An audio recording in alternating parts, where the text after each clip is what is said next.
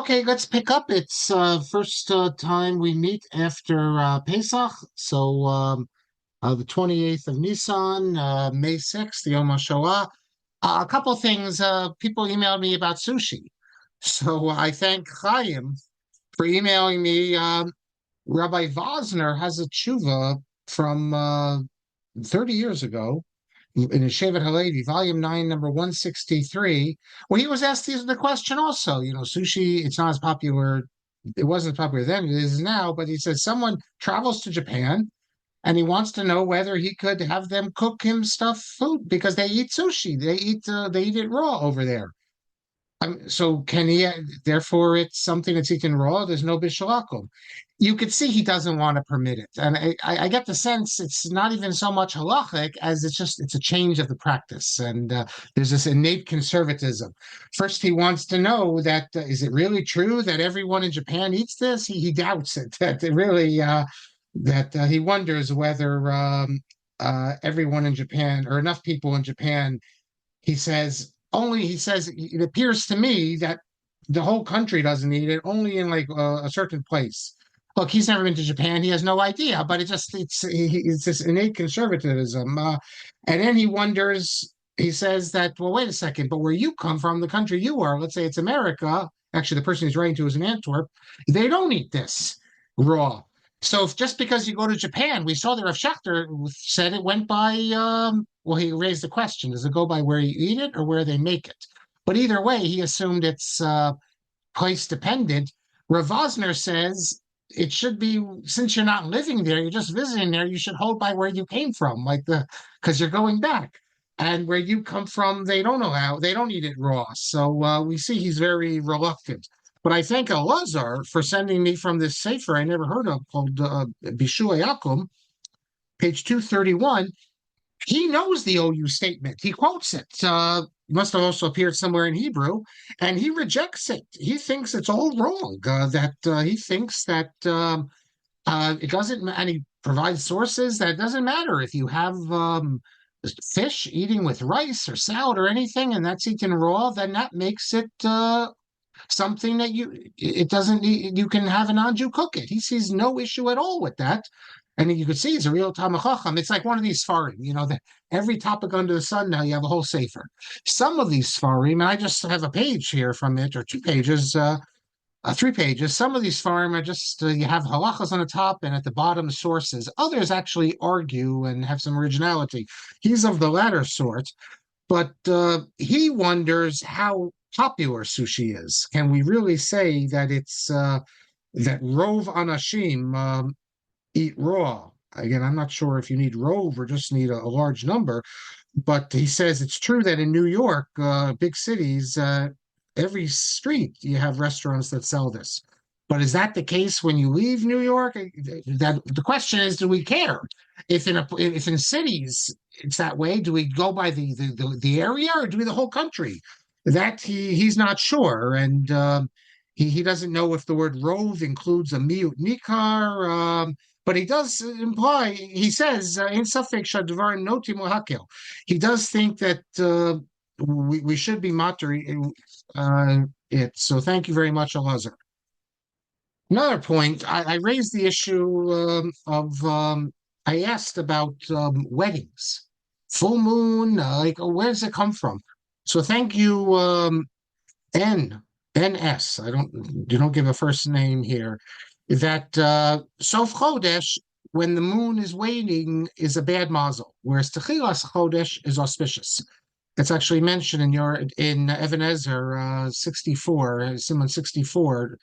But you also point out that in Yoredeya 179 too, the Ramah brings the reason that's why we start on Rosh Chodesh, the Nuzman of learning, precisely because of that. So now let me add something else. You said I should look in the Shari Mitzuyani B'Halacha, who has many references, and I looked at it, and he quotes the Aruch HaShulchan, and he quotes other sources that say basically it's better to focus on what the Gemara says to do than these other later ideas. But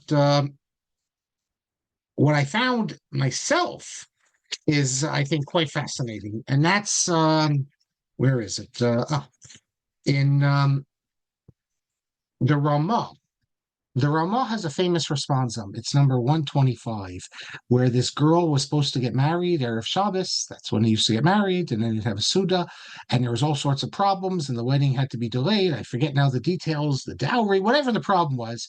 And the Ramah, or Moshe Isserles, ruled you could have the wedding on Friday night after Shabbos.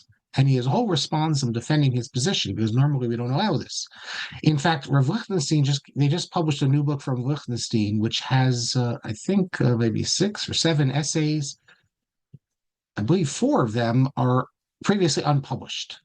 There was this institute at YU called the Rogerson Institute for Ethics, and so he wrote some essays. One of these essays is very long.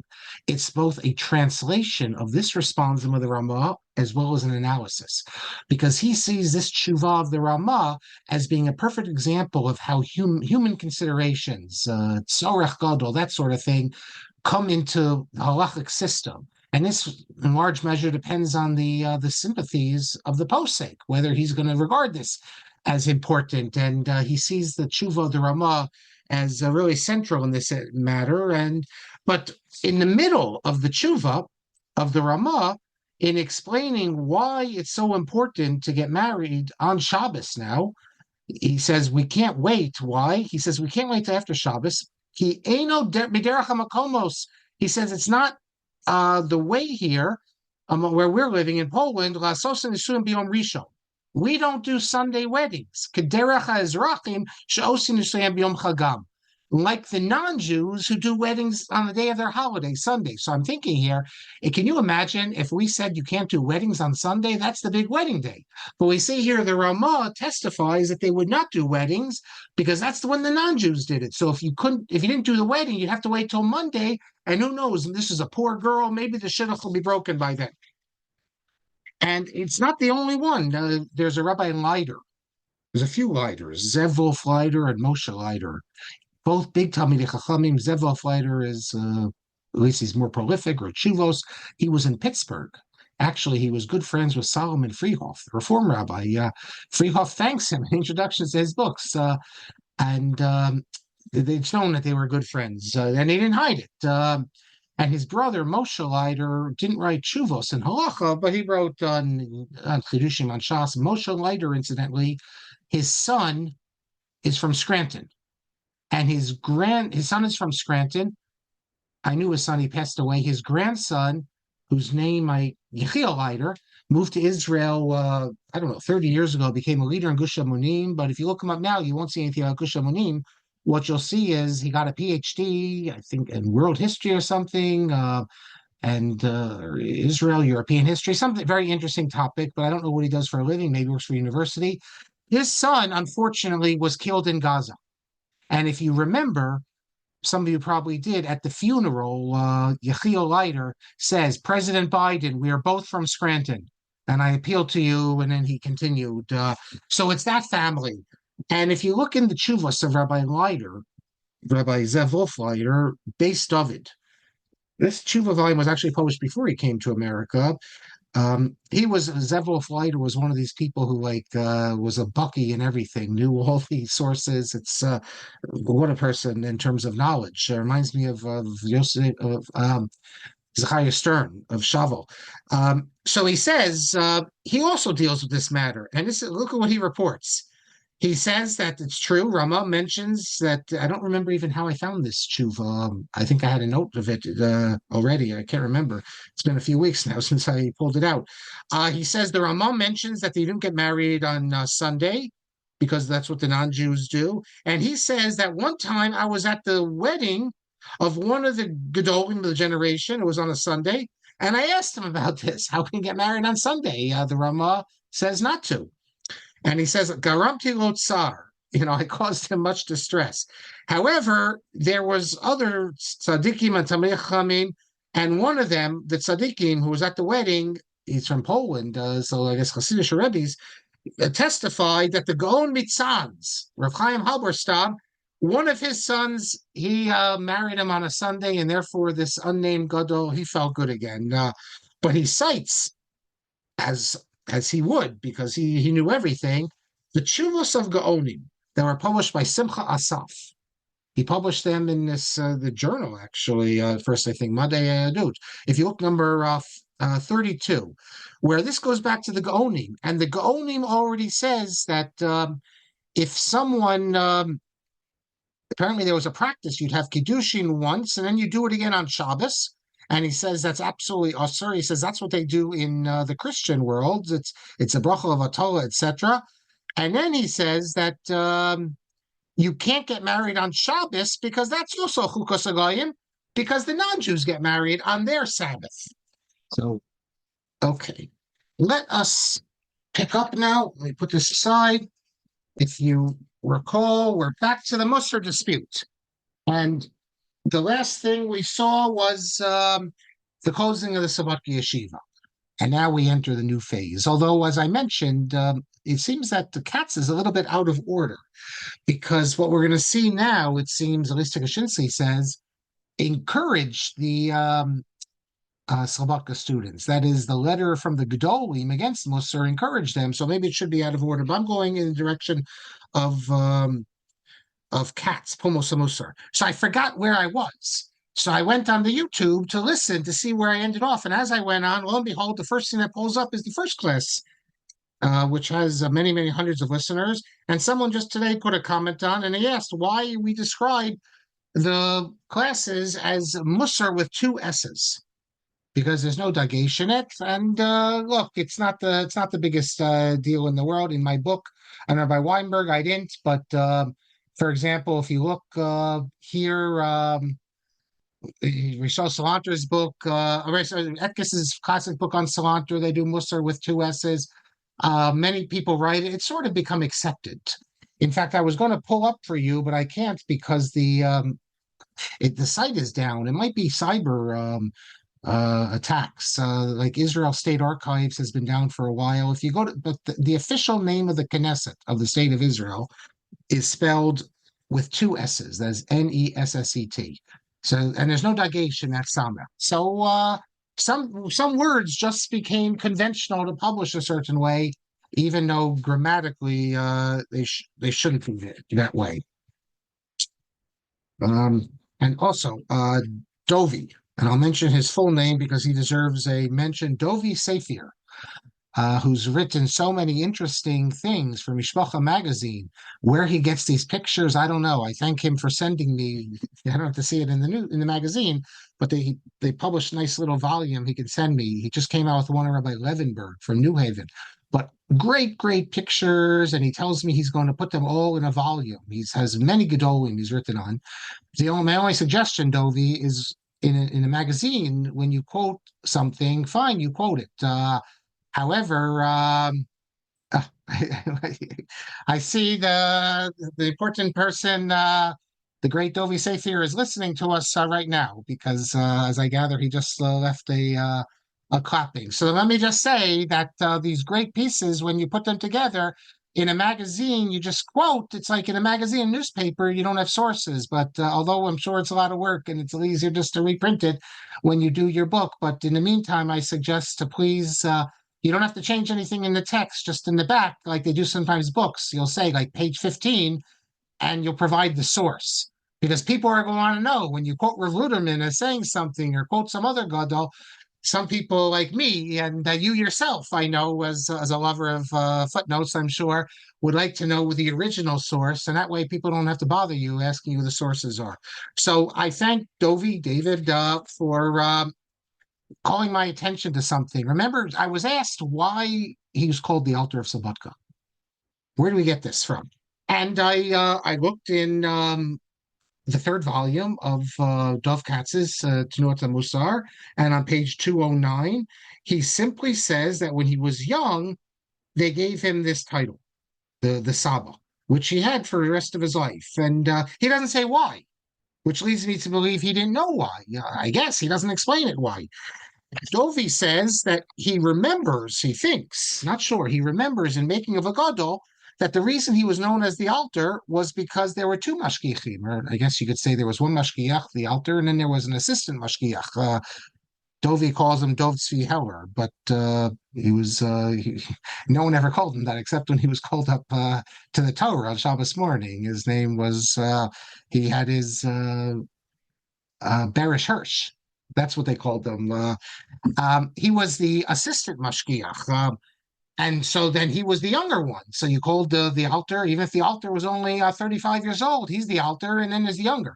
So we have to be thankful that Rabbi Kamenetsky, in making of a gadol, has a an index. There's too many mentions of Finkel, but in fact, here I'll just open up the index. If you look in the back, he has index of places. He has index of names.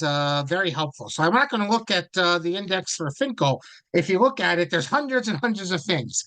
But I looked up the index for Heller, and lo and behold, it's only like the third mention. Dovi's memory was better than my memory because I read this book cover to cover, but I have to say I did not remember this. And when I looked for it in the section where I thought it would appear, I didn't find it.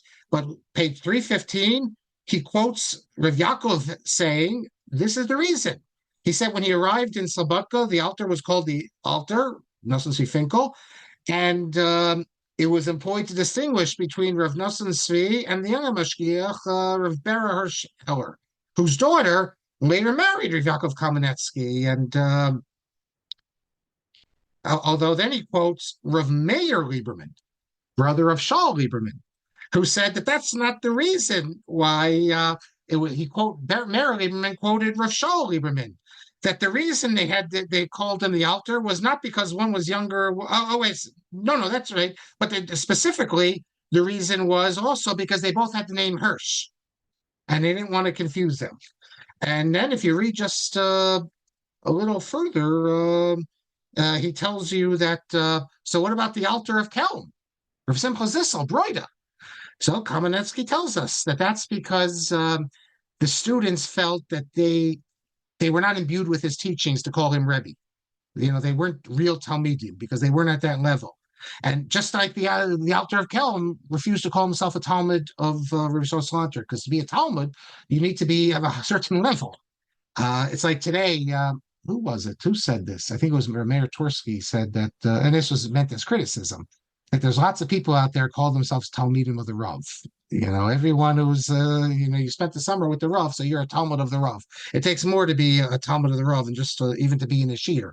His point was for 3 years. So therefore, they didn't want to call him Rebbe, so he was the altar. We mentioned a few times last class Rav Zvi Rabinowitz. Rav Zvi Rabinowitz, the son of Rav Yitzchak Elchanan, is going to be a major figure in the opposition to Mussar. And he's the first signature in the letter. Really, the closest thing you get to a cherem ever proclaimed against the Mussar figures, a letter that for Mussar people lives in infamy. Much like for Hasidim, the letters from Vilna, from the Gaon, condemning the Hasidim live in infamy, and not just from the Hasidim, or not just from the Mussar people. So I just want to first raise the question or answer it. Actually, well, what's he doing if his name is Rabinowitz and his father Spector? Why does he have the name Rabinowitz? And I mention it only in particular because Rabbi Rekefet, I haven't heard him in a long time, but for years I listened to him on the way back and forth from Scranton, and he would say again and again that Zvi Rabinowitz, first, he didn't go into the Rabbonos at first. He was a businessman, that's true, and he went out of business, he went bankrupt, and the law in Russia was that if you went bankrupt, you had to change your name. And now, what sense does that make? On the contrary, you want to make sure that people keep the same name. So if anyone wants to invest with them, they know who this person is. But that's what Rekefet has said, and I'm sure generations of students now think that Zvi Rabinowitz is called Zvi Rabinowitz because he went bankrupt and the government required him to change his name. So let me say that it is not true, and let me explain why.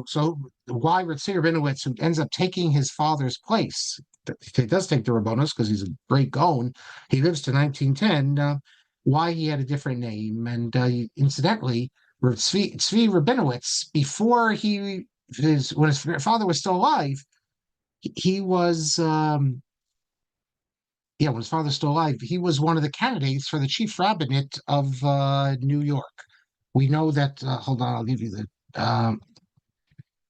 I'm forgetting now the year. Yeah, 1888.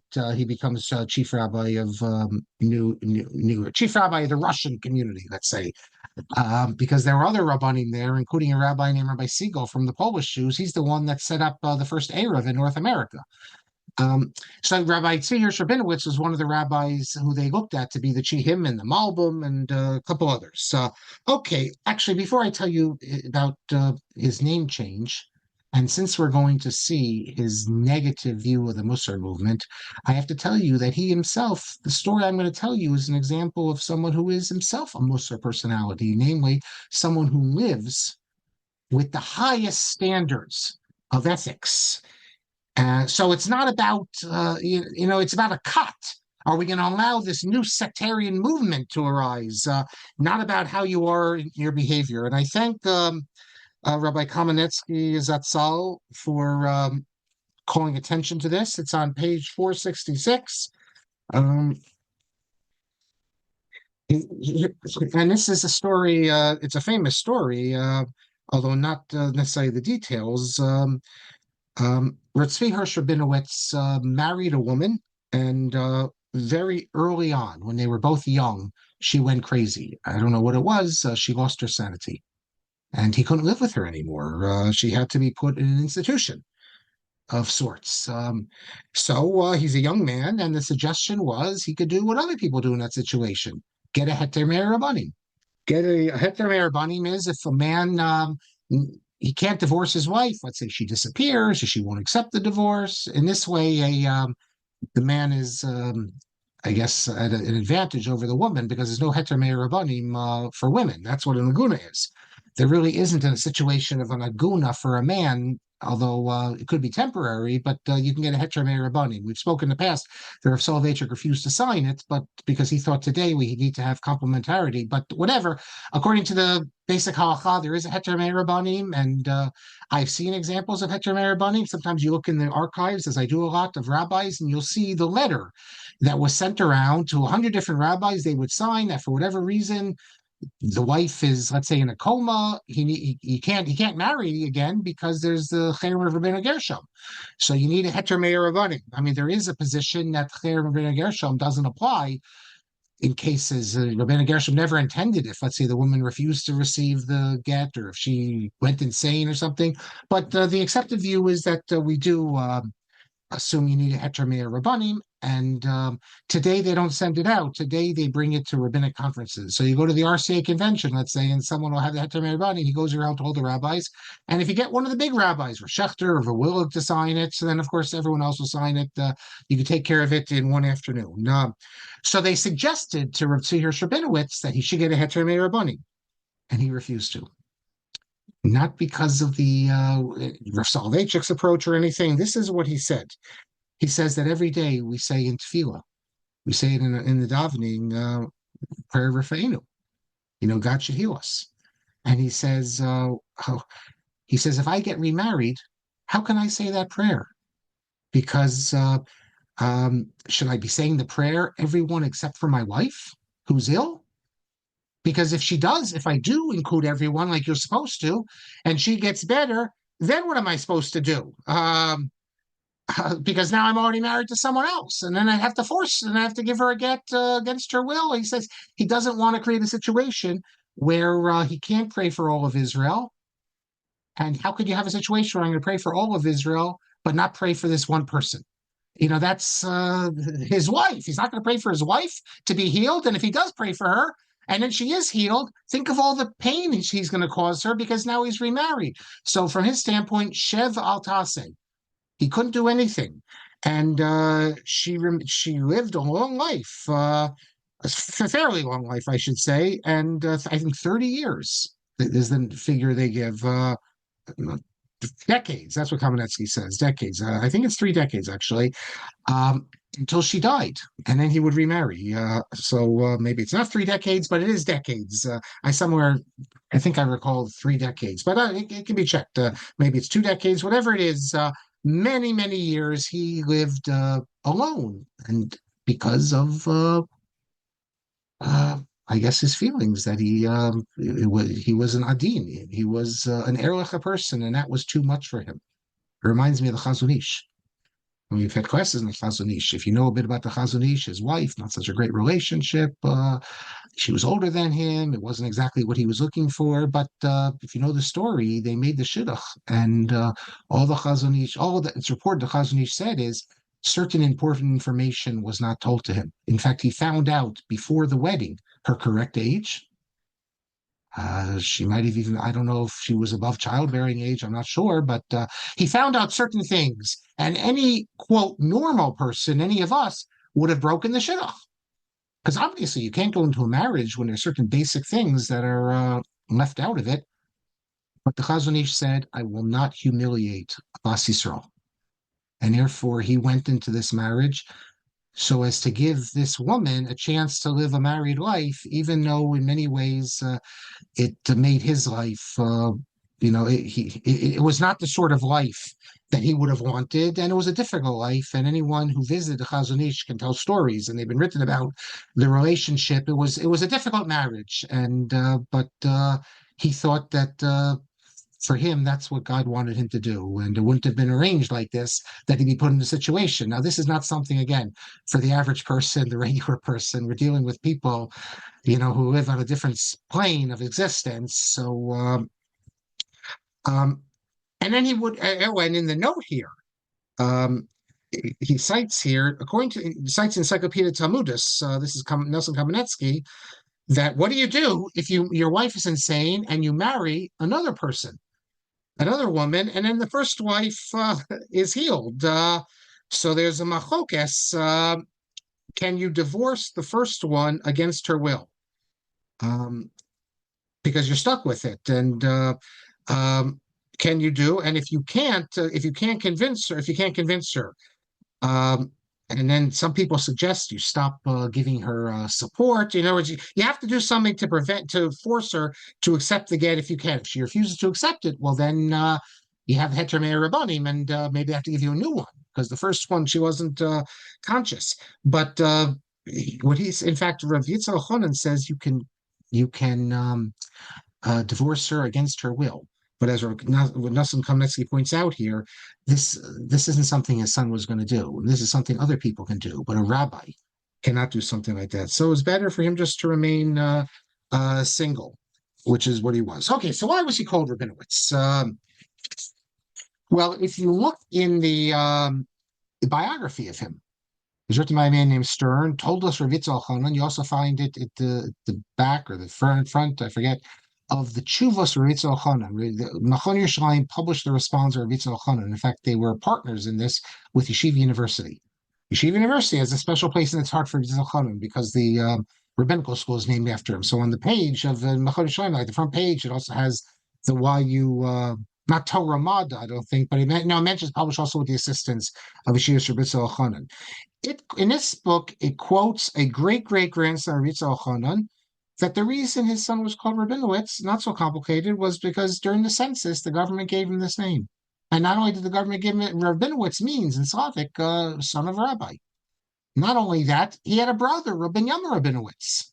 It's not just the Tzvi Rabinowitz. His brother also took the name Rabinowitz. Now, why?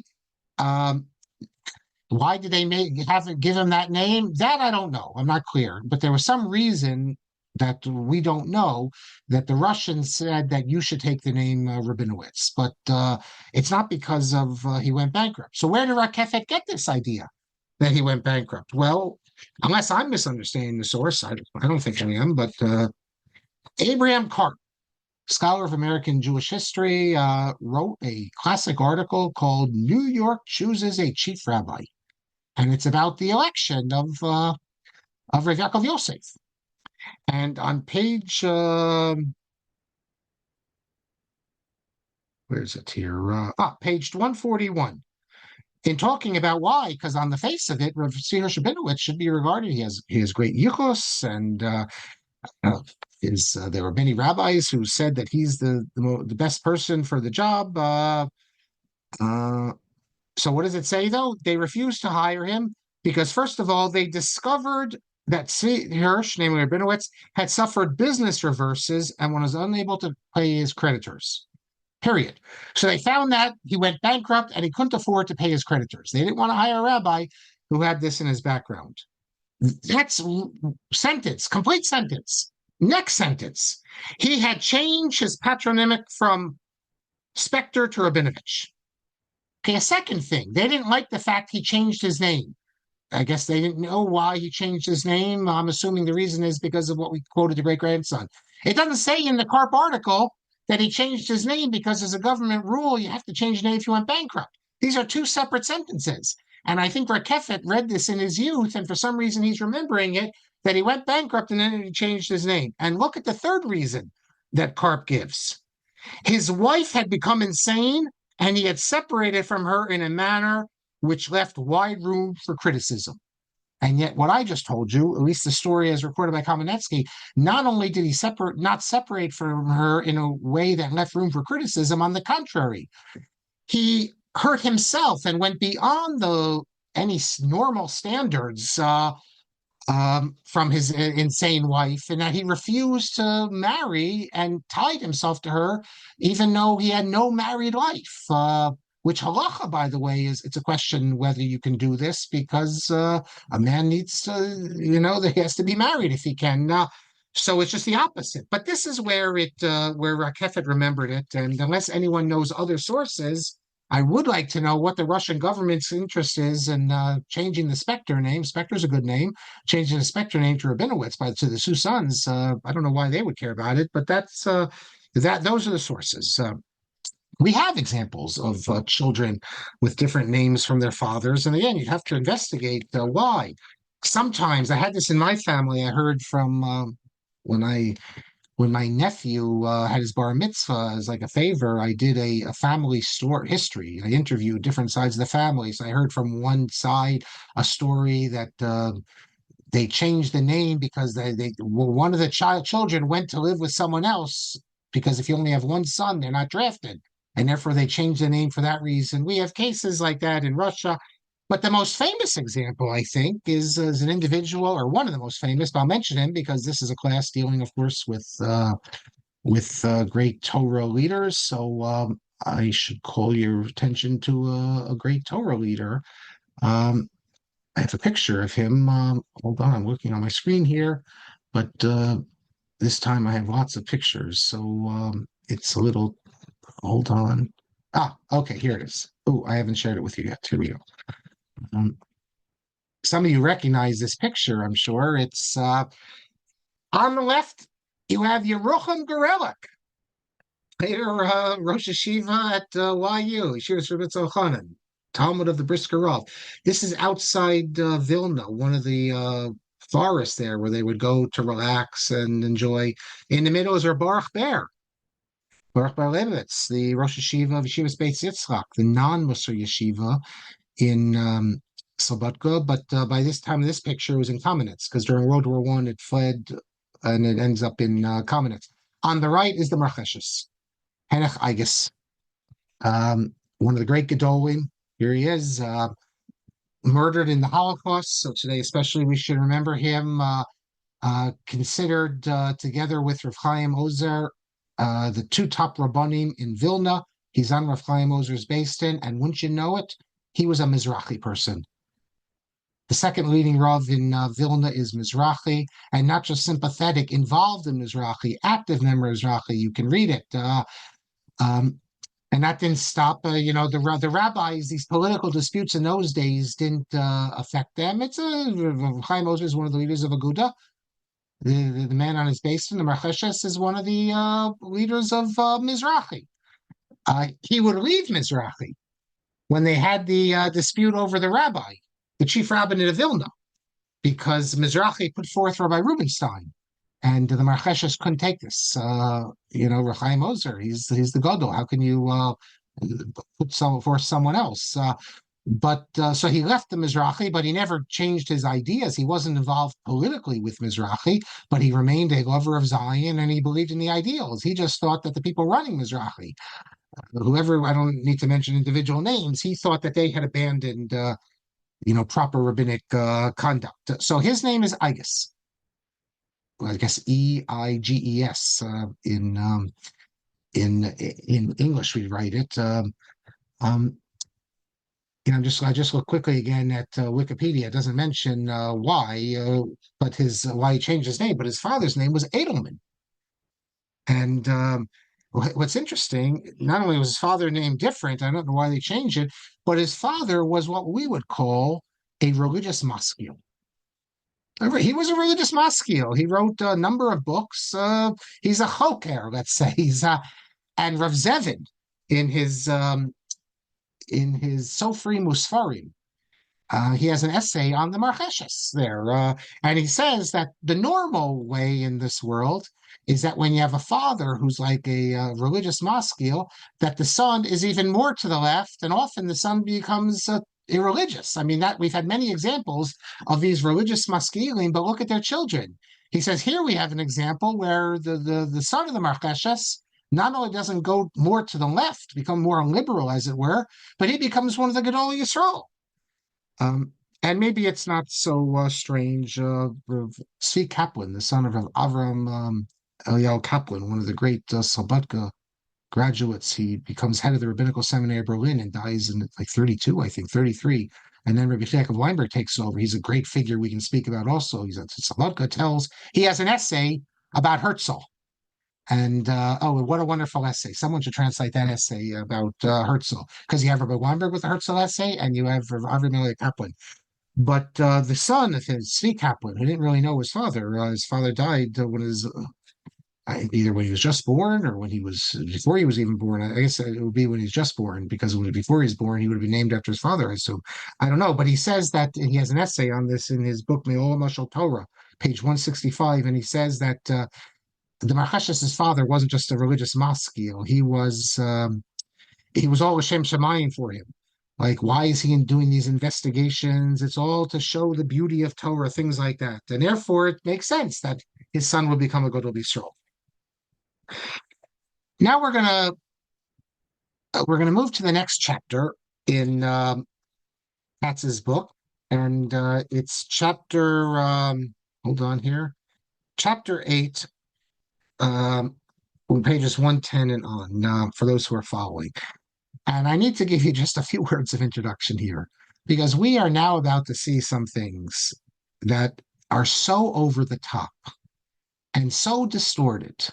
And what can I say? Okay, I'm a partisan. I'm the Rabbi Yaakov Weinberg is my Rebbe, if you want to say. I never met him, but what can I say? I'm showing my impartiality. But some of the stuff that these Gedolim from the anti-Mussar movement are saying, we've seen it before, we're going to see it again, is just such a distortion. And but we have to see it. We have to see it. But it does need to be raised, and it's going to be difficult, some of the things we're going to read. Did these rabbis really believe what they said we're writing? Or did they think it's permissible to exaggerate the dangers and the I mean, Rabinowitz lived, right? He lived in Kovno, right next to Slobodka. He knew these people. In fact, we even know that privately he supported some of the students at the Mussar Yeshiva. So how do you explain all this?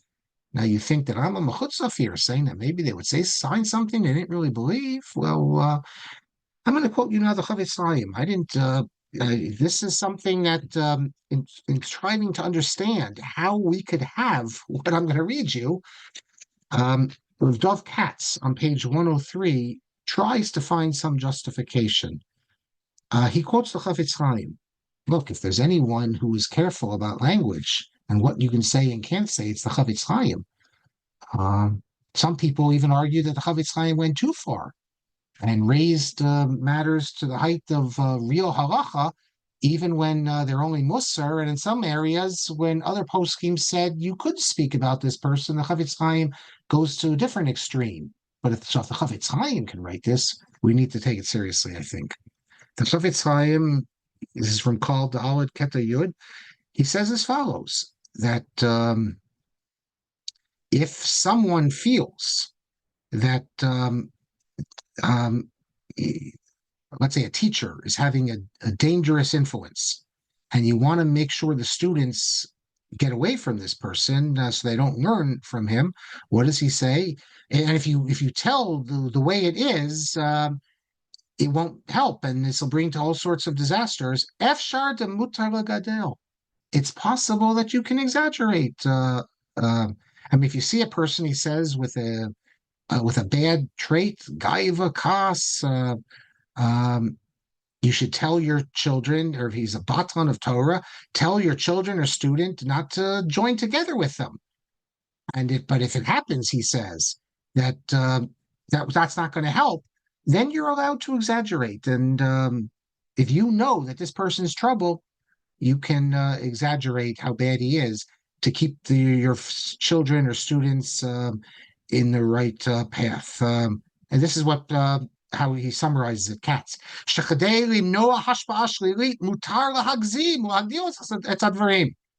Obviously, he says this is, not everyone can make such a decision, just a choice, but you need to weigh this very carefully. But you're allowed to, in order to prevent a negative influence, if the only way you can is to exaggerate the bad things he's doing, you can. And Katz, according to the Chofetz Chaim, Katz says that these rabbis saw the Mussarniks as a sect, which is going to lead to disaster, that the Torah students are going to follow him, and that's a sakana that Torah would be forgotten in Israel. Therefore, this is what he says: they hitiru atzmam, they permitted themselves to criticize the shita lolo histaigut without any holding back. Uishpoch al rabota umafitzeh buz v'kalon. You're going to see the things they say about Gedol Yisrael, about the altar. You almost have to do Kriya when you hear this. But he says that the reason they did this, Kedego Vodedotam, so that people are separated from them, and they make sure that no one is Hitzchaberitam or Chikashbatam. So you could say, well, so now if you think that someone is a bad influence because he has different hashkafa, you can exaggerate his bad traits and say all sorts of false things about him. Again, it's hard to know how to judge this because I think we'd all agree if someone is a missionary, let's say I know that this person is a secret missionary spreading Christianity. I knew he has a long beard and he has payas, but I know because I was in a different city with him and I saw it, and these people don't realize it. So clearly, I could, if they're not listening to me, and the only way they're going to listen to me is if I say, you know something, I saw him on Yom Kippur go into the McDonald's and get a milkshake. According to the Chofetz Chaim, you're allowed to, but we're not dealing with that. That's the problem. We're dealing, but different. We're dealing with just a machokas of hashkafa among religious people. And I don't know if what Katz says is correct, but Katz is trying to find some way, and he's a Mussarnik, he's from Sabatka. He's trying to find some way to justify the things we're going to see now. I actually don't buy it.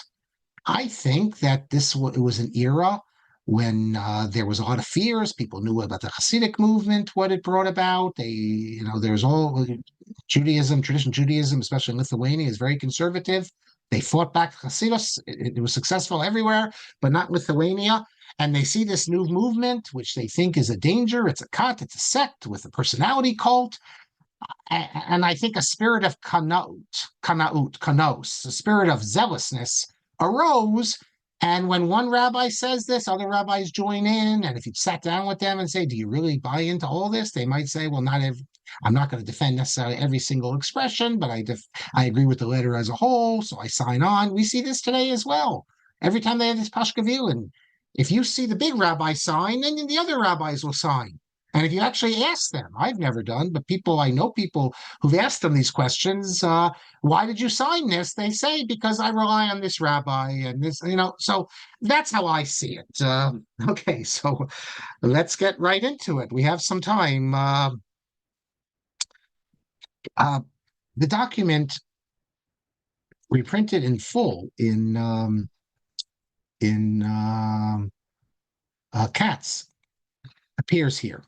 in Hamelitz. Remember we said this is the general newspaper. It has a lot of Haskalah in it, but it also has regular stuff. It's and Torah authorities would put their look. If you want everyone in the Russian Empire to know what you say, you put it in Hamelitz. They didn't seem to have a problem including things that were also um, uh, put in by irreligious, just like the Jewish Week or the Jerusalem Post.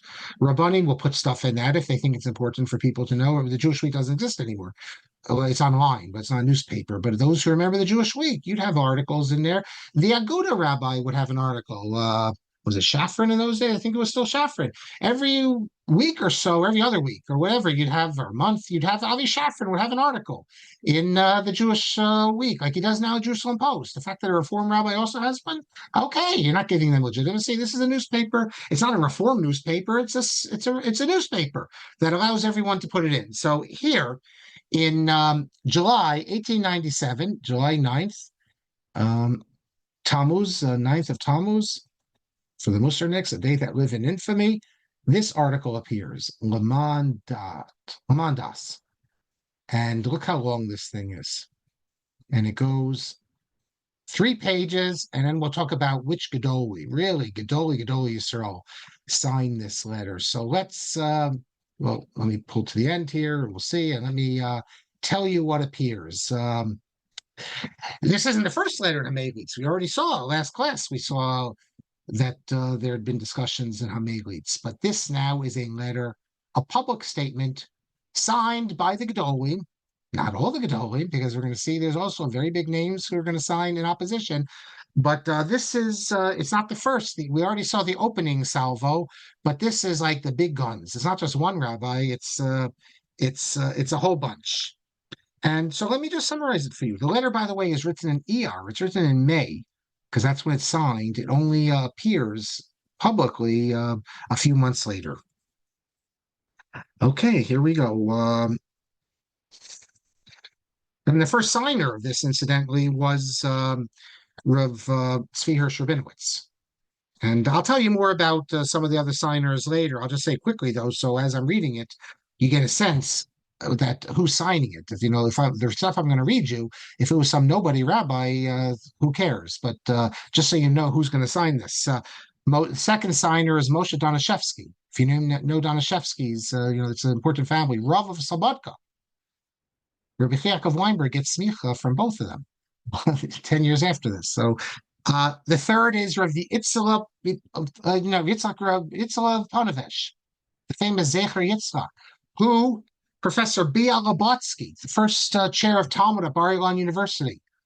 He was an Eloi as a youth. He was known as the Eloi of Pilvashuk. That was the city that Rabbi Yaakov Weinberg was the Rav in. He didn't go the yeshiva route, though. He ended up going the academic route. He writes in an article, he was in the kibbutz, it's called, the learning group of Rav Itzela. He's Edun Emana, I guess it's his Rebbe, so he's not impartial, but he says that the greatest Machadesh of his era was Rav Yitzhak Rabinowitz of Ponevezh, greater than Rav Chaim Brisker. They learned the Chavrusa as youths.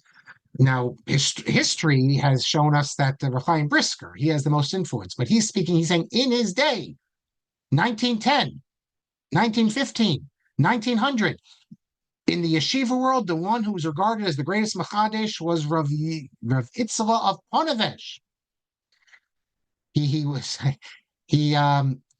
able to open up a little yeshiva. He got these rich people, the Wasatsky, as I recall, family, the T family, gave him all this money, and he was able to give his students, both married and unmarried, like 3 or 4 times the amount of money that other yeshivas were giving their students. So he had a group of Iluyim came to learn with him. And as is to be expected among Eastern European rabbis, his son became a communist and was arrested, and you can go down the list. If we have time, actually, we'll get to another one case like that later as well. And Rav Borstein, the Rav of Tavrig, I'll speak more about him in a little later. But just so you know, what we're going to see now is Gedolei Yisrael. Okay, so let me summarize for you this letter, which the chapter of is titled Giloi Das HaRabbanim HaMisnagdim, the public viewpoint expressed of the opponents. Um, Actually, let me just say about Rabbi Borstein, because I think I should say this as well. He's let me show you something here. I'll show you his picture. Someone even mentioned him earlier. Here, let me pull you up and show you his picture. He's known as the Rav of Tavrid because that was his last position before he went on Aliyah. He comes to Israel for 9 months. He teaches at Merkaz Arav and then he dies. So it's unfortunate. But he was, as it says in the first, what does it say here? Oh, the first paragraph, Wikipedia, that he went to Brisk. He wanted to go to Brisk when he was 11 years old. The chidushim he got of this Baruch Mordechai Lifshitz, another one of the Gedolim, and he before his bar mitzvah already, he's showing that there's lots of errors in this sefer. So when he went to Brisk as a young man before his bar mitzvah, actually, the story is that the Beis HaLevi said to him, "This is why you wanted to come to Brisk." Basically to show that this other gadol is doesn't know what he's talking about. This other gadol is here, Baruch Mordechai Lifshitz. And so he teaches at Slobodka. This is an important point. Rav Borstein and Rav Itzela both taught at Slobodka. So they knew what Slobodka was about. It's not like some rabbi from the outside, and they're criticizing it. So this is going to give legitimacy. You know who his son was? Rav Borstein's son? Rav Borstein's son is this individual, Ruvain Barkat. He was a member of Knesset in the Mapai, obviously irreligious.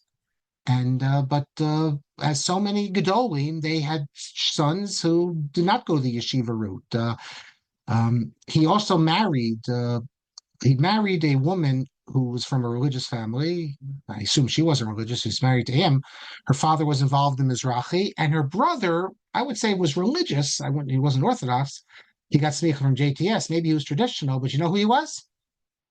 His name was Meir Engel. He's the only Jewish chaplain to serve in World War II, Korea, and Vietnam. And in Vietnam, he dies. He wasn't killed, but he has a heart attack while he was in Vietnam. So you can see there's a lot of articles about, I found online, Chaplain Meir Engel dies on duty in Vietnam. This is from 1964. So I think that's of interest. Okay, so let's begin with the Machokas. At least we'll do a couple of minutes, and then we'll pick up. Okay, so the letter begins. Let me see here. Let me pick up. One more thing. After explaining why the rabbis, Katz says why they would use such language, he says, and we know this from history. We've seen it before. We've seen it with the Chassidim. We've seen it with in the medieval period. That rabbi, we've seen it with, he says, Yonasan Eibschitz or Moshe Chaim Wotzato, that Judaism is such a traditional religion, and whenever something new arises on the scene, the Shomrei Chomos of the Masorah, that is, those who are supposed to guard the Torah, they come out very strongly in the first generation. And he acknowledges it, that there are those who would sometimes create false things about them and chase after them. But he says we have to understand that this is, it's not because of personal reasons. It's anything like that. It's only because they're scared of how the Torah will be negatively affected by the new things.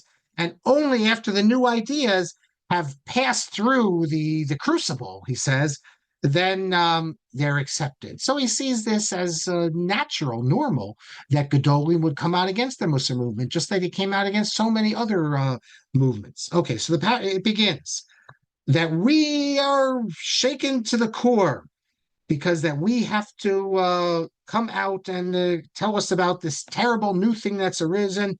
Kita Chadasha B'Yisrael, not Kat, Kita. I don't know why they don't get Kat. The same thing. That this new sect has arisen in Israel, which acts as if it loves Torah and has Yiras Shamayim, and therefore it's easy to get students, to get followers. Lignov da'atam, basically to deceive them, to pull them after you by teaching them this Mussar Shav, this false Mussar. And it goes on to say that they've twisted the way, the Emunah Tahora that we've always gone in, And they say, as Ede Ria Viadiabura, we've seen it personally. We're not taking what other people told us. We've seen it. And who among these have seen it? Well, I guess Zvi Rabinowitz and Moshe Darshevsky, they live in Kovno and Slobodka, right there. They see the yeshiva. Ravitzela and Rav Borstein, they taught in Slobodka. So they're saying that we know what we're talking about. We want to tell you what's going on here so that Achenu B'nai Yisrael B'chol Makom will know, and they'll be able to know the difference between a real tzaddik and a tzaddik al pi Torah, a tzaddik meluchuti, and a phony tzaddik, an artificial one. I mean, this is like harsh language. This is like you can't get much harsher than this language. Know who they're speaking about. They're talking about the altar and Rav Simcha Zissel and other gedolim. Um, these people, they say, have they've taken the study of Mussar, which has always been accepted, studying these books, and they've made them instead of the side things, what you do on the side. They've now made them into the basar, the main thing, which has to be Talmud. So they've switched the curriculum, which they means there's a new value system. The most important thing in yeshiva now is not to learn Gemara and poskim. No, it's to learn Mussar. Of course, that's you know what am I going to say? Rav Borstein and Rav Yitzhak were in the yeshiva, so they knew that what did they spend? They spent a half hour a day on Mussar. And I spoke so much about how the Mussar movement won, although Chaim points out correctly that is it really true it won? If you look at yeshivas today, how many do Mussar other than in a is there a Mussar sensibility? If by rote they're told you have to learn Mussar, that's not what Mussar's about, though. I mean, there's no serious Mussar like they used to have. So that is. I will accept that. That's true. But I think what Ravitzel would say is maybe they learn Gemara 12 hours a day and do Mussar a half hour a day, but what is considered the most important in a value system, and how do they judge people? And I assume he'd say something like that. So we know about Mussar. The Agada literature is Mussar, but you don't make Agada the essence. That's on the side. Can you imagine if you're in yeshiva and you see someone who spends his day learning Midrash Rabbah? I mean, that's a complete reversal of our priorities. Then they say, they've also published books, Mussar books, like Chovos Levavos and all sorts of ones. No, sorry. He says that we've always studied Mussar. We have nothing against the Mussar books, and the people who study Mussar have published these books and never stopped learning them. However, me'olam lo chashvu es limud hamussar me'asfarim hakadoshim me'elu le'ikar limud haTorah. That is, we all study Mussar. We all study Mesilas Yesharim and Sefer Yashar, and people study this all over. But that's not the Ikar. And we've never made it Ikar. These people make it the Ikar. Kol Kochoseyam, all their strengths and their times. No, sorry. What we would do, the right way, is you spend your time learning Halacha and Gemara, because that's Ikar Mitzvahs Talmud Torah.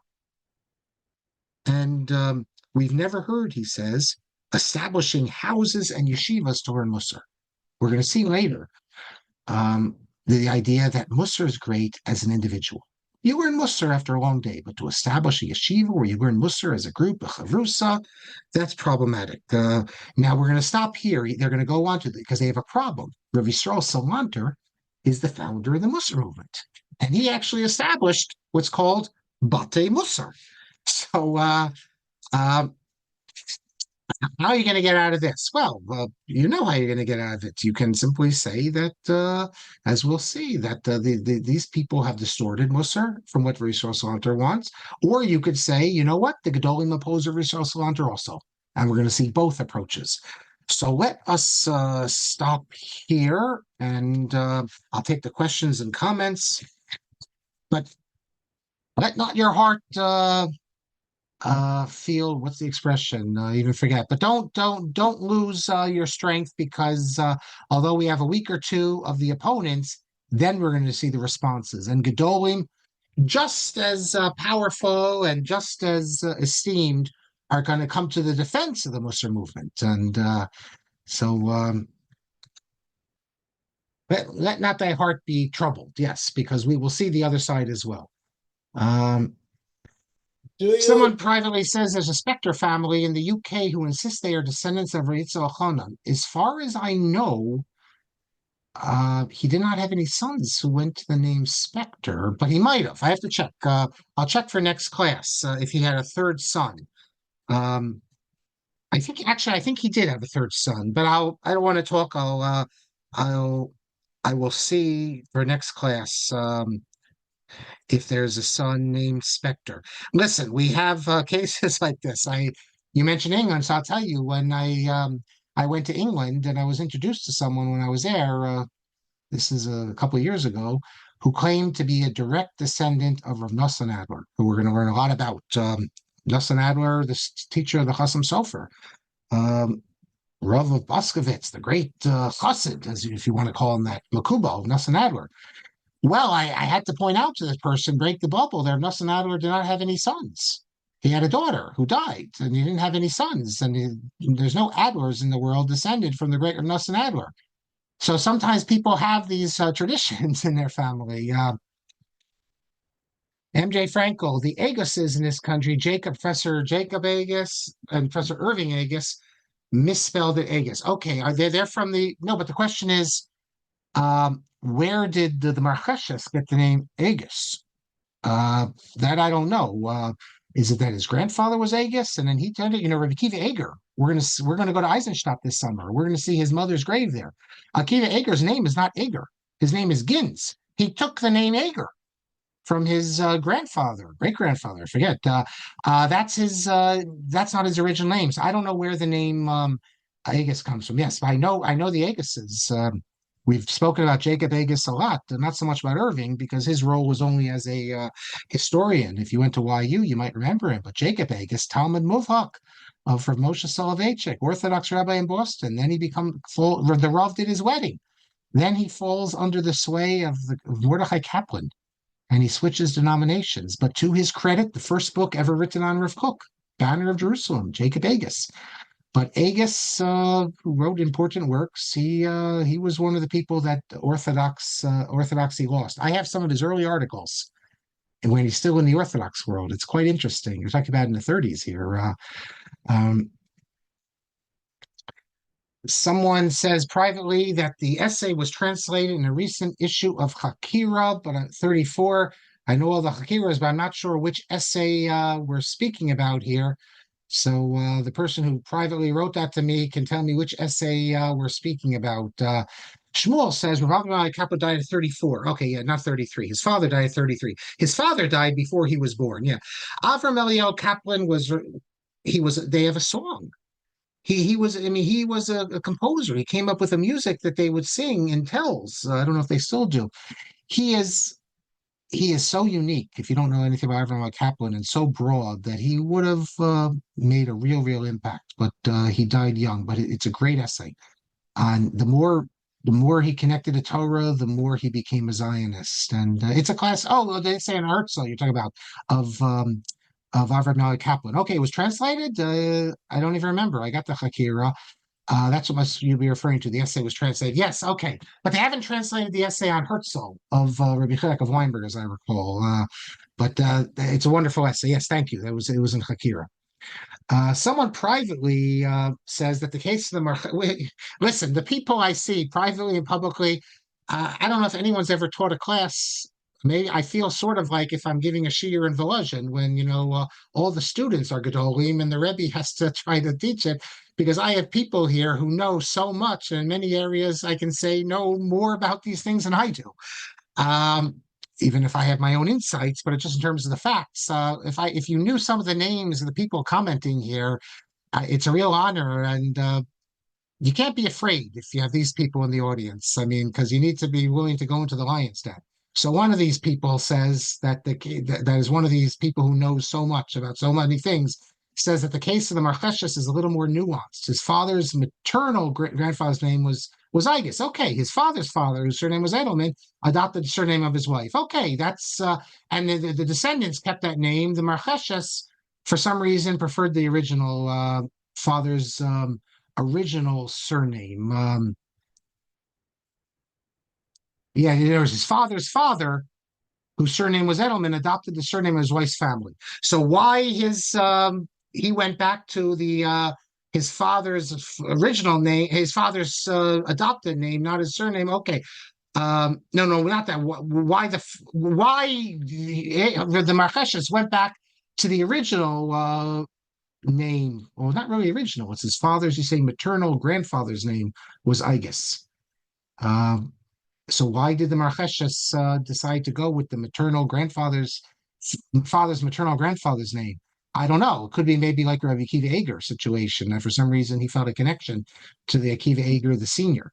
I have someone I work with at my university, University of Scranton, not religious at all. And yet he's very proud of the fact. In fact, his father wasn't Jewish, but he's proud of the fact that he was descended from Rabbi Akiva Eger. Not Rabbi Akiva Eger, the one we know, the father of the Chasam Sofer, but Rabbi Akiva Eger, the original one, who you will hear a wonderful story if you're with me this summer. And privately, someone says that the Alter famously told Rav Uderman he should jump into the river before joining Rav Itzel's kibbutz. Yes, this kibbutz of Rav Itzela was very attractive, and Rav Uderman told the story that the Alter took him to the window and pointed to the river and say, "Better jump in the river than go to Rav Itzela." Rav Itzela, the anti-Mussar person, it's a problem. And this person replies, he was a Machadish in one way too many, according to Rav Shechter. Listen, so fine, Rav Shechter can say that he's a Gadol B'Yisrael, but at the end of the day, I don't think you're going to compare Rav Shechter, great as he is, with Rav Itzela. It's a different generation. It's a different level. So he can certainly make that judgment, but Rav Itzela is entitled to say that, no, that I outweigh you, I outrank you. Nosson says that another intellectual from this family, was Daniel Joseph Boorstin, was an American historian. No, he has no relationship to as far as I know, he has no relationship to the Rav of Tavrig, Rav Avram Borstein, unless it's some cousin. Listen, lots of Jews come from Europe, are cousins of Big Gedolim, but he's definitely not a direct descendant. So I don't know if you know anything about this Boorstin. Salavi has been in the news recently of Yale, because they're dealing with craziness on their campus also. He's a direct descendant from the Soloveitchik families. I don't think the Beis Halevi. I think the Beis Halevi's brother. I know I think he's descended. He wrote a preface to Shalom Magid's translation of a book that I'm happy to say that I made it well known on the Sforim blog many years ago. Eliyahu Tzvi Soloveitchik's commentary on the book of Matthew, which but we have to thank Shalom Magid, who did a translation of it. And Shalom Magid, as far as I'm concerned, I bifurcate him. I know him. He's spoken for me in Scranton. His anti-Zionist stuff, I say, Shal, with all due respect, I'm not taking it. I don't want it. And no one's going to remember that, I hope. But what we all will remember are your great works of scholarship on Hasidus, on Eliyahu Tzvi Soloveitchik, and Meir Kahana, your great work on. So please leave the anti-Zionism to Beinart.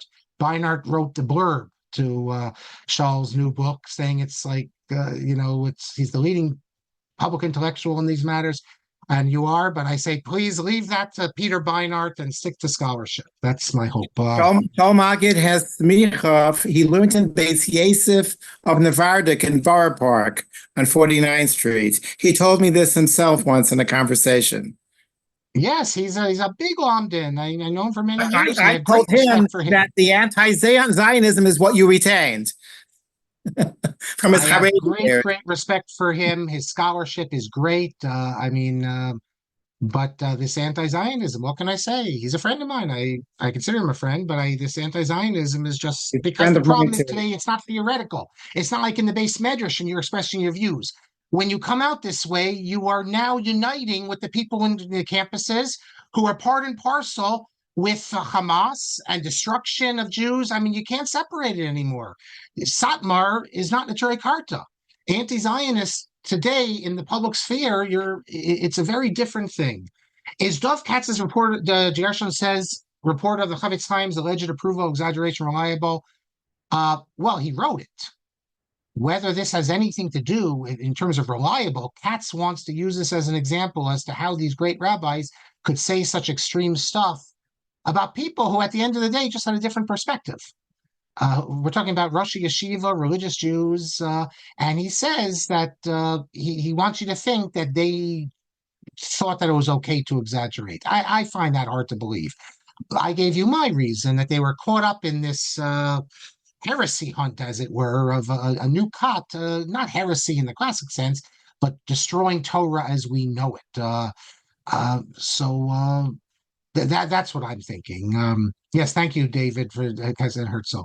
And finally, David, I don't think Rav Avram Yafin would have supported Hamas. Obviously not. And by the way, the Shaul does not support Hamas. Chas v'sholom. But when what I'm saying is though that when you write publicly to delegitimize the state of Israel when it's being attacked, and it's the PR is very, very difficult now. And Hamas played this perfectly. It's the only example of an army that wants its own citizens to be killed. I mean, everything is that's the whole plan. And maybe at the end of the day, their victory is that Israel has been completely delegitimized by the younger generation and they play the long game. It's hard to know what's going through their mind. But at the end of the day, Israel is the place where the largest number of Jews in the world live. And anything you do that makes the state of Israel less safe is putting Jewish lives in danger. So if you want to talk in the base matters, it's one thing, but to lend your voice publicly to weaken Israel. And look, if you're a nobody, you can say it. But if you become a leading public intellectual, if you're the editor of Jewish Currents like Peter Beinart, if you're giving cover for the anti-Israel Congress people, then you're helping weaken the land, the country, the only country the Jews. It's a problem. And look, I look at it this way. We all have problems in our family. We all have issues. But if you go publicly and bash your family and you go to court, let's say, and try to destroy your family, then you've gone too far. Then you no longer consider them your family. If we consider the people living in Israel as our family, then we tread very, very carefully on these matters. So it's a big disappointment. And look, in Mosaic magazine, an essay just came out yesterday. It mentioned Shaul, or today, about Jewish studies. Because I hate to say it, but Jewish studies is only 15 years behind the rest of the academic world. They've now started adopting all the lingo and the anti-Israel. You have anti-Israel throughout Jewish studies. And it's infecting everyone. Okay, now listen. This is not what we're here to talk about. It's just one of my tangents. If Rabbi Kalman wants me to, one day I can do that also. But that's not what I'm here to do. I'm here to talk about Torah history, the It's Gedolim, depressing. and it's okay to have a tangent, but that's enough. It's like a Okay, little. Rabbi Kalman. Mark, if I can just throw in about NORPAC.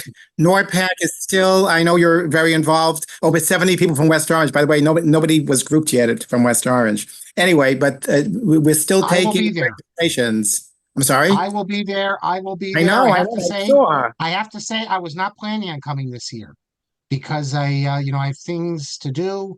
I used to come every other year, but I thought that this year the situation is such that we hope we'll have a good turnout. Wednesday, May 15th, we have 1,000 people already. And if So, you know what, special treat if you come to NORPAC, you'll meet Nissen.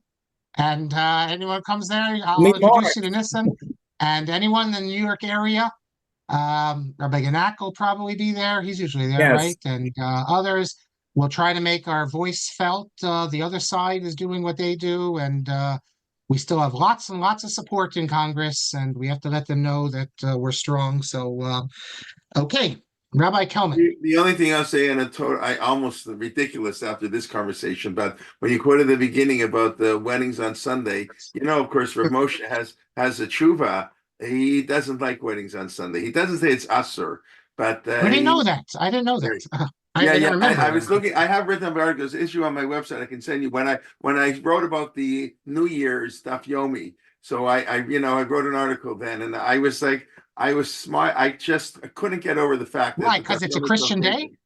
Yeah, because the Rav Moshe, you're not allowed to celebrate anyway. You're not allowed to dafka make a bar mitzvah or not a bris, because a bris happens on Sunday. Baby's born. You're not allowed to tone anything to a Sunday because it's that's goyish. And Rav Moshe, I don't know if you use the word usser or just it's really wrong. So when the Aguna, I totally get it why they did their Daf Yomi on January 1st, even though it was January 4th was the real end of Daf Yomi, but it was so like crazy to me because the idea that they dafka did it on New Year's because people are off of work and they get the stadium. But Rav Moshe Mamish writes, and I've mentioned here before. I don't remember that tshuva. Thank you. I don't remember. Still, I'll send it to you. I was Yes, looking up on my website. I have to. I'll Rabbi Einemer Alav Shalom in Washington. I've mentioned before in Kemp Mill when he was the rabbi there. A lot of friends who davened there. It was like a modern Orthodox people. He was from Telz. Sunday morning, 6:30 or whenever they daven during the week. He refused to allow a later minyan on Sunday morning or holidays. December 25th, all that. And nobody follows that. But Rav Moshe writes about this. And here you had the Aguda doing Yomi. It was so, like, to me, so startling. But well, I tell you something, it always strikes me, Jay, a little strange, because in our shul, December 25th, we daven late. Of course, every shul 15. does. I mean, almost every So they'll make the announcement, because the national holiday tomorrow, we're davening May 15. I mean, you can't say because we say Thanksgiving, New Year's, then they can announce that's why we're davening. But just say because of the national holiday, we're davening. But we daven December 20th and December 26th, December 26th, Boxing Day here. So, but it is, and of course, every time is late on Sunday. I don't, but that was Rav Moshe felt that's acknowledging Sunday, and you cannot do that. It's like he came from an environment where Sunday was a religious holiday. We grew up in America. Sundays today it's not religious at all. Correct. Who goes to church anymore? I understand, but I'm just saying it's Sunday is the day to go to the sports games and to go shopping. Who's going to church? So it's a very different Sunday. But yes, he came from an era when it was different. Yeah. Okay. Anyways, but that's it. Okay. Like we said, just remember next Monday night, Yom HaZikaron, Yom HaTzmaut. There'll be no class by Dr. Marc next Monday night. We resume. Please God in 2 weeks, which is Victoria Day in Canada. And those who don't know what I'm talking about, that's okay. Brush up on your Canadian history. But Queen Victoria was surpassed by Queen Elizabeth, let's just put it that way, as the longest reigning monarch. But Pasha Aviv is smiling because he's an honorary Canadian. He comes from London. We're subservient to the British, of course, here. Anyways, that's the way it goes. What can I say? But we will have class on Victoria Day. And tomorrow, of course, Rabbi Shulman will start. He just did a wonderful series on Kohelet, the whole, for many weeks, but he'll do a shorter 5-part series on Megillat Ruth tomorrow at 1 p.m. So, and then, okay, we look forward to hearing good news and we hear good news from Israel. Yes, ceasefire, no ceasefire, who knows what's going on. It's beyond me, and let's just hope that we should hear good news. B'sorot tovot, and everybody be well, and Laila Tov. Thank you very much. Okay, and I'll look it up. I'll send you the tshuva, and we can post it in 2 weeks. That's Rav Moshe when he talks about not having Sunday weddings. Okay, all right, enjoy. Could I ask you to send that? Could I ask you to send that to me too? Yeah, okay, yeah, I'm happy to send it. Yeah. I put the NORPAC link in the chat if anybody wants to look before we got signed off by Robert Kelman. Okay, I'll give people a minute if anybody wants to copy it or NORPAC.net, is that it? Is that the one? I'm sorry? NORPAC.net, yes. Okay. I think that's in New York. That's live in New York, right? If you're in New York. Well, it's not. I mean, it's all over the East Coast. We have people from. I just registered a friend from Baltimore. We have from New York, New Jersey. It's. What is it? You go meet with congressmen and senators? Correct. So it's interesting. Just very briefly on this. Years ago, when I was in YU and they had the AWACS to Saudi Arabia, those who remember that in the 80s. And so they sent a bunch of people from YU went to Washington. And I was in Rav Schachter Shir, and it was in the middle of Sphira. So people asked Rav Schachter about shaving. Forget the Rav said you can always shave in Sphira anyway, but people that weren't shaving. And Rav Schachter told them, you are obligated to shave. You cannot go to Washington and meet with a congressman and not be shaven. That is disrespectful. It's wrong. It's counterproductive. And he insisted that anybody going on a trip in the middle of Sphira had to shave, even if their minhag was not to shave. So that was, I just figured, because May 15th is still before Lag Bomer. So anyways, okay. So everybody get their shavers out who need it if they're going on May 15th. But okay. All right, everybody. Laila Tov, be well. We hope to see you soon. And all the best. Bye-bye. You all. Bye-bye.